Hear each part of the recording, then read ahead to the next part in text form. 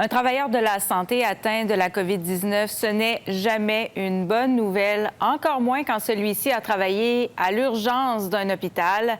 Aujourd'hui, les autorités de la santé de l'île du Prince-Édouard ont annoncé un deuxième cas en autant de jours. 2 cas qui ne sont pas liés à l'éclosion de la semaine dernière. Mais Julien, ce sont des cas préoccupants puisqu'ils touchent un important hôpital de l'île. Exactement, Marie-Hélène, 2 cas en l'espace de 24 heures. Le premier, c'était hier une dame de 80 ans. Aujourd'hui, c'est un travailleur de la santé âgé de 40 ans. Il y a un lien entre les deux, mais on ne sait pas qui a donné le virus à qui. Ce que l'on sait, c'est que ce travailleur de la santé revenait d'un voyage à l'extérieur de la bulle atlantique le 2 juillet par un vol WestJet entre Toronto et Charlottetown. Il a été testé négatif. Du coup, il a travaillé pendant 7 jours consécutifs à l'hôpital Queen Elizabeth de Charlottetown entre le 4 juillet et le 11 juillet. Et c'est à ce moment-là qu'il a subi un deuxième test et qui s'est avéré cette fois-ci positif. Alors, vous vous en doutez, Marie-Hélène, beaucoup d'inquiétudes du côté des autorités ici. Pourquoi?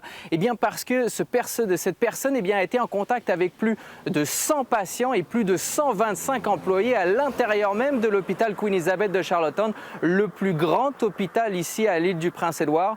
On s'inquiète donc d'une possible transmission communautaire, mais pour le moment, c'est encore trop tôt pour s'alarmer. Néanmoins, la Dr Morrison rassure les insulaires. Elle leur explique qu'ils peuvent toujours se rendre à l'hôpital Queen Elizabeth. Cependant, il faudra porter un masque. Et à ce propos, on l'écoute.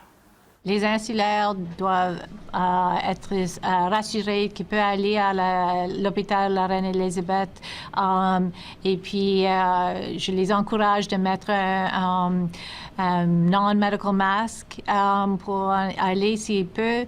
Et puis, je sais qu'ils vont être... toutes les choses sont en place là-bas pour prendre soin d'eux. Ils sont nombreux à attendre l'ouverture du reste des frontières du Canada. Est-ce que ces nouveaux cas pourraient menacer le projet d'étendre la bulle atlantique au reste du pays? Marie-Hélène, 8 cas positifs à l'île du Prince-Édouard en l'espace d'une semaine depuis l'ouverture de la bulle atlantique. Et du côté de l'île du Prince-Édouard, on tempère les choses. Et la Dr Morrison le dit elle-même, pas question d'étendre cette bulle atlantique au reste du Canada.